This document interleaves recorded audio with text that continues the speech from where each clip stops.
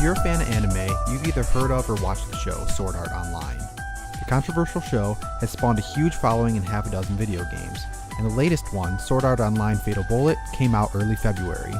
If you aren't familiar with Sword Art Online, here's a brief summary. It's about a video game that traps people inside, and if they die in the game, they die in real life. Fatal Bullet takes place in the third game they visit in the series, Gun Gale Online. Now, this might sound confusing because I'm going to talk about a game that's inside of a game that's inside of anime, but bear with me. Gun Gale Online is a shooting game where people from around the world log on to compete in gun battles to earn fame and fortune. It's an action-packed, PvP-based game, and the money you earn in-game has a real-life conversion, at least in the anime.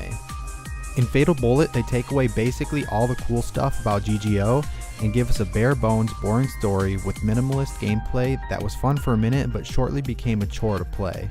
The game has online multiplayer that doesn't work, and the game isn't about finding fame and fortune in the most skill-based game ever made.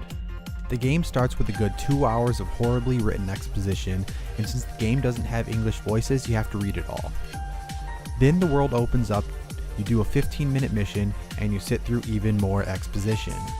The balance of the game is so bad when it comes to actual playing versus watching uninteresting, stagnant cutscenes where characters just stand around and look at the screen and talk, that about halfway through I started skipping the cutscenes.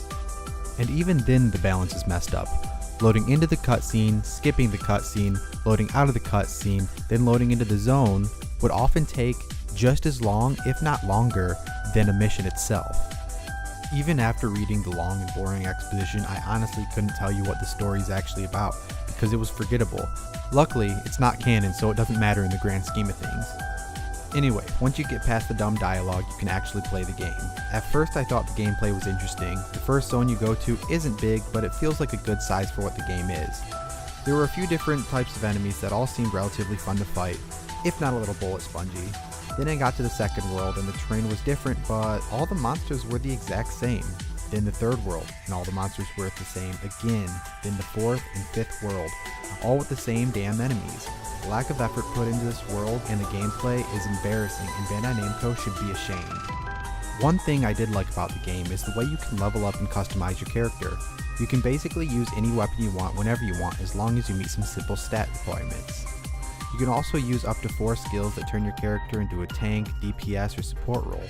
I like the MMO style roles that they put in the game in theory, but the AI companions are so effing dumb that they're borderline useless until very late game. And even then, I would find myself in rooms full of enemies alone and notice that my companions have been stuck on a wall a few rooms back. Super annoying. I started writing this review with an expectation to give it middling praise and recommending it to fans of Sword Art, but as I thought about it and continued to write, I realized I barely had anything good to say. Sword Art Online Fatal Bullet is not a good game, and I would only recommend it to someone who was a die-hard Sword Art Online fan. Bandai Namco should be ashamed of the product that they put out, and it's clearly just a cash grab aimed towards exploiting the fans of Sword Art Online. Don't buy it.